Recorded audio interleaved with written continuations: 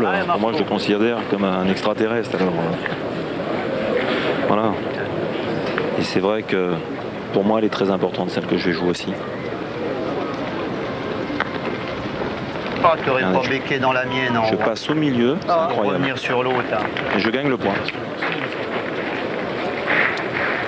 Parce que de pointer ce que j'ai fait là. J'ai joué la boule. Attends, tu fais jouer, hein. Ouais, mais non, c'était jeu de tir, c'est vrai. Là, il fallait que je touche un petit peu. Qu'est-ce que tu veux faire? Allez, passe au tir mix. Et on voit le terrain. Mais ouais.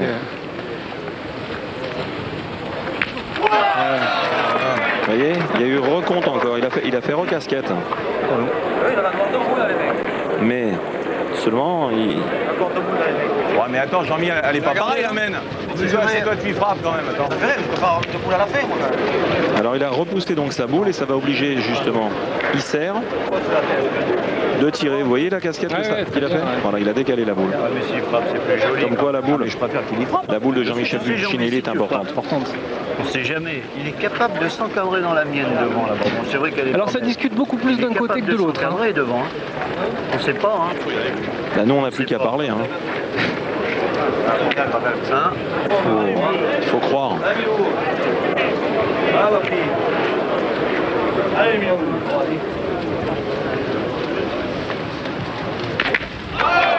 Alors il a eu recompte encore. Il touche la bonne, mais... Allez, bien mon petit Milo. Bien, tu as gardé le point. Et là c'est Jean-Michel Fulcinelli qui s'y colle, hein, et qui va pointer. Mais là je lui dis de gagner le point parce que c'est très très important. Milou Isser a qu'une boule et Daudet n'a pas tiré encore, Jean-Pierre. Tu vas gagner. Même avec une boule, il suffit que tu la joues bien. Il y a deux boules pour une. Hein. Seulement, il faut m'aider, les gars. Allez, Jean-Mi pointe bien. Deux boules pour une. Voilà, hein, qu'est-ce que tu veux faire? Essaye de le gagner, il en a qu'une pour frapper. Il en a qu'une. Enfin, non, ils en ont deux. Allez, Jean-Mi. Fais une belle arrivée, là. Allez, Jean-Mi. C'est dommage qu'il ait manqué sa boule parce qu'elle va nous manquer peut-être. C'est la dernière. Hein. Allez, Jean-Mi, essaye de le gagner. Ouais. Dernière boule pour votre équipe, alors qu'il en reste deux dans le camp adverse.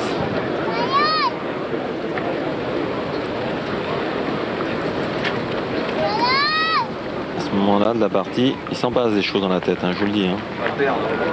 Elle est belle. Hein. Moi je comprends pas que Christian l'ait perdu, c'est pas incroyable.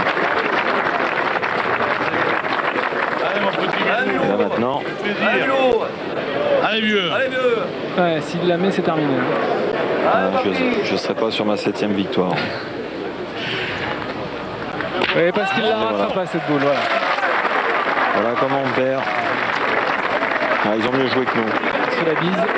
Ils ont mieux joué que nous sur cette partie. Vous avez vu Christian Fazino, qu'est-ce qu'il vous a dit? Considère que c'est sa faute? Il endosse la responsabilité de la défaite? Il le sait, mais enfin bon, encore une fois, bon, il est passé à côté, ça arrive. Ça arrive, c'est la première fois qu'il joue au mondial la Marseillaise, donc il n'a pas pu s'exprimer comme il a l'habitude de faire, et c'est dommage. Merci Marco, on vous retrouve l'année prochaine. Ben, complètement. Voilà Marie-Laure. Oui, un double merci à Marco parce que l'exercice de commenter sa propre défaite, c'est assez cruel, hein, bien sûr. Et puis ici, dans les allées, quand on se promène, tout le monde rêvait d'une finale Quintet-Foyot. Ben, ce sera peut-être pour le 45e mondial la Marseillaise à pétanque et ce sera peut-être cette année-là que Marco égalera le record de Pisapia. 7 victoires pour lui. Cet homme extraordinaire, cette légende de la pétanque dont vous avez pu voir un portrait très touchant dimanche dans notre première émission. Alors, cet après-midi, il va se passer beaucoup de choses puisque ce sont à la fois les quarts de finale hommes, puis n'oubliez pas qu'il y a la compétition qui continue. Thierry qui a fait un petit footing pour venir nous rejoindre jusque-là. La compétition qui continue pour les jeunes. Il y en a certains derrière moi qui ont participé hier, qui ont été éliminés, dommage. Et puis, la compétition pour les femmes. Qu'est-ce qu'on peut donner comme dernier résultat concernant les hommes? Il y en a plein, mais Quintet est toujours là. Et d'ailleurs, cet après-midi, puisque c'est cet après-midi que se dérouleront les quarts de finale partir de 15h30 ici au Parc Borelli. La triplette quintée sera opposée à celle de Lacroix, mais dominique. Hein. Voilà, ce sera donc le choc. C'est vraiment le choc de cet après-midi. Du côté des femmes, il y en a 2 ou 3 qui sont en bonne position encore. Je pense que... Berdois, oui, la triplette Berdois qualifiée pour les quarts. Qui était avec nous hier. Bon, alors, il y aura beaucoup de monde cet après-midi ici, puis il y aura surtout beaucoup de monde demain sur le Vieux-Port pour une journée marathon, 12 heures de compétition que bien évidemment nous vous ferons vivre. Thierry, lui, sera avec vous dans le cadre du journal régional. Merci Thierry. Merci à vous, c'était un plaisir. Bon après-midi à tous. À demain sur le Vieux-Port à Marseille. Au revoir.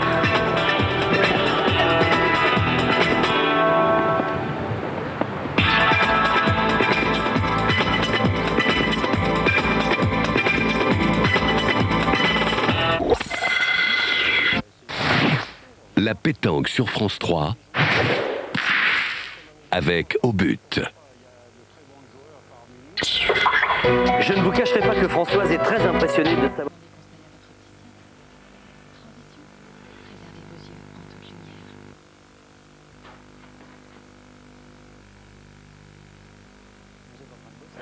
Bonjour, bienvenue à Marseille. Daniel, bonjour. Alors bien évidemment, les 12 960 joueurs qui dimanche ont franchi les parcs Borelli n'avaient qu'une envie, c'est de se retrouver ici pour cette ultime journée après 5 jours de compétition. Journée qui va être la plus longue, 12 heures à peu près de pétanque. Absolument, il y a les 2 demi-finales, il y a la finale des jeunes, il y a la finale des dames, la finale des cracks à la tombée de la nuit. Bref, c'est aussi un des jours les plus longs de ce mondial. Et puis dans un instant, on va voir la première demi-finale qui oppose les tenants du titre, les 3 Philippe, Quintet, Suchot, Pécoul, à une équipe de Marseille. Donc il y avait beaucoup de monde ici dans les tribunes. Joseph Comte, Michel Marie, Michel Ferrero pour la première fois dans le dernier carré, pour la première fois en demi. Voilà, et Quintet qui bien sûr avait gagné le dernier mondial. On va voir les temps forts de cette première demi-finale qui a commencé à 10h30 ce matin ici sur le Vieux-Port. Pas là. Là, on joue pour le sortir. Il suffit qu'il écrase, il peut aller dans la tienne.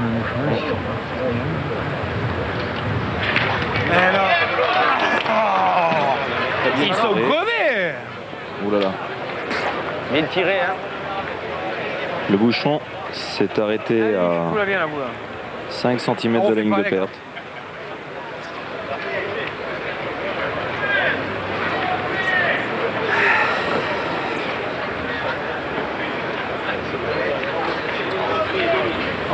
Bon, on fait un homme.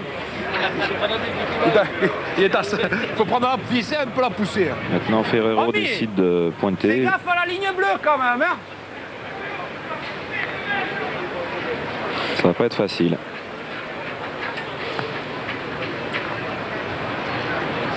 J'ai chiqué. Si je pouvais, le sort. 10 cm ailleurs.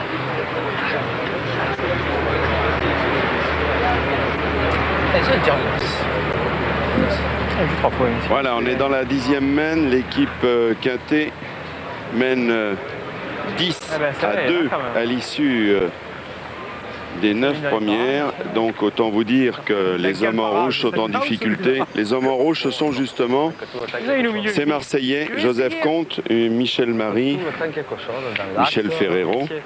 On va les découvrir un à un avec ici l'équipe en bleu, c'est l'équipe Quintet.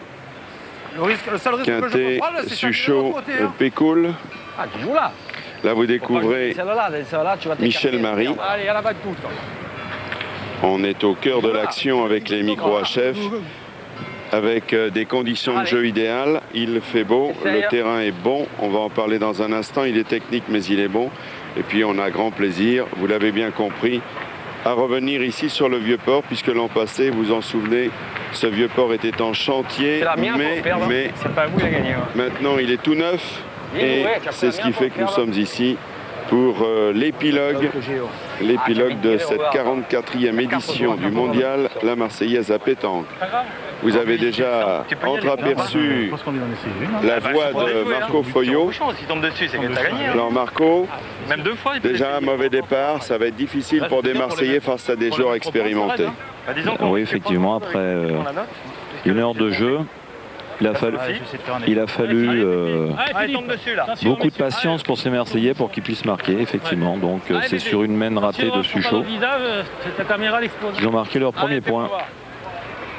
Et là, Philippe décide de tirer au but, très important. Alors il décide de tirer au but, la possibilité de gagner tout de suite. Dans cette 10e main, il faut dire que déjà, à la 8e main, Suchot, qui a chiqué la boule, avait la possibilité de gagner. À la 9e également. C'est donc la 3e opportunité pour les Bleus de s'imposer tout de suite. Vous avez vu, il y a beaucoup de monde pour voir le champion du monde, le multiple champion du monde, 12 titres. Il tire au bouchon parce qu'il est difficile d'approcher. Il y a du danger, il y a du barrage. Vous savez, essayez encore. Tout simplement, Daniel, il suffit qu'il frappe le but une fois sur 2 et c'est gagné. Allez, maintenant. Puisqu'ils ont 10 et il resterait donc 3 boules en main, 2 boules à Suchot et une à Pécoul. Philippe Quintet qui a déjà gagné 2 fois le mondial la Marseillaise à pétanque en 97 mais aussi l'an passé. Il est capable. Il est court, ça donne un petit bol d'oxygène pour les Marseillais. Ah, c'est le jeu. Ça va être dur de les mettre. Non, il est court. Ah, évidemment, là, il y a de l'ombre. On a du mal à bien suivre. Alors, finalement, c'est Philippe Pécoul de la Boule Florian. Vous savez, c'est ce club de Marseille qui compte 600 licenciés. Eh bien, Philippe le représente avec beaucoup de brio. Il a été au milieu. Impérial au point. Il est un petit peu court. Bien joué, Fifi. Elle est pas mal jouée sa boule, mais Parce que je risque rien. il est au milieu des boules. Elle peut pas démarquer. Monter dans la mienne. Essaie de bien envoyer carrément. On voit près même. Ils ont encore la possibilité de gagner quand même, Daniel. Oui, ils ont le point sur le tapis, comme l'on dit. Et vous le voyez, Philippe Suchot, le canonnier de cette équipe. Tu peux faire du boulot. Il a été impressionnant dans la partie. Allez. Comme d'habitude, c'est l'un des meilleurs tireurs au monde. S'il envoie bien sur la ligne blanche, il faut réussir. Alors, il va essayer quelque chose de difficile, de rentrer dans les boules. Voilà, il faut qu'il envoie en face, là, pour bien la prendre. Ah, malheureusement pour lui, il n'est pas bien droit. Là, j'étais un peu fort. Philippe Suchot qui joue sa 2e Marseillaise. Sa première, c'était l'an passé. Et ça avait été un coup de maître puisqu'il avait gagné 5 fois champion du monde, 4 fois champion de France, 3 Coupes de France. Allez, jouer à moins fort. Il cherche à prendre la boule du milieu, Daniel. Avec Montluçon et 2 fois avec le Duc de Nice et vainqueur de la Coupe d'Europe. Déjà un palmarès extraordinaire pour ce joueur de 34 ans. Philippe Suchot, 2e boule. C'est mieux. Ah, il a tout raté. Alors là, il a vraiment envoyé trop près des boules. Il n'est pas droit. Et bien les Marseillais s'en sortent pour une 3e fois, Daniel. Hein. 3 mènes de gagne. Une bombe comme ça. J'ai voulu, mais... Eh bien voilà, un seul point donc pour Philippe Quintet. C'est la 3e fois que l'équipe championne du monde, un petit peu long la 2e encore. Pour doser à distance, c'est pour ça que je voulais jouer debout la première. notamment Suchot et Quintet bien sûr. C'est un peu long, mais bon. Ouais, non, je suis long. Bien sûr que je suis long. long. Tapant, c'est que la montée. Je suis toujours long depuis le début. Eh bien on attaque maintenant la 11e main. Je marquais plus. Non, j'ai pas bien joué. Je marquais plus. Allez Philippe. Allez, Philippe Pécoul Moins longue. pour le point. Philippe Pécoul. Philippe a pas mal pointé ce matin. Hein. Il s'est bien habitué au terrain. Parce que c'est un terrain qui est très technique, pas facile à jouer. Le terrain asséché. Il y a des petites pierres. 16e participation, il a été demi-finaliste en 99, battu par Triaki Laborde, Marcou, les hommes de Montpellier que vous connaissez bien, mais il a quand même une étoile sur sa carte de visite, c'est le tenant du titre. Il a fait un mauvais point. Il suffit de dire qu'il a bien pointé pour qu'il fasse un mauvais point. Alors évidemment, les Marseillais en rouge sont moins connus, on va tout de suite vous les présenter. Michel Ferrero, c'est lui, 45 ans. C'est sa 25e participation. L'an passé, ils avaient atteint le 16e de finale avec la même équipe, battue par Cargolès, Pelux et Pansin. Bravo, tu as gagné. Bravo. Il a gagné, mais malheureusement, il est derrière le but. Et par contre, Michel Ferrero, il n'arrive pas à très bien pointer. C'est dommage. Philippe Pécoul. Vice-champion départemental doublette des Bouches-du-Rhône en 98 et vice-champion départemental des Bouches-du-Rhône en triplette 2005, c'est-à-dire cette année. Vous voyez comme elle a tourné cette boule, Daniel. Le terrain n'est pas facile. Encore une fois, il joue en demi-donnée et je pense qu'il faut envoyer. Voilà, comme va faire Philippe Quintet. Allez, Philippe. Et justement, au moment où vous parliez de Philippe Pécoul, très présent au point, c'est important de faire jouer les autres. C'est quasiment sa première mauvaise main. Il faut bien les monter parce que ça roule beaucoup.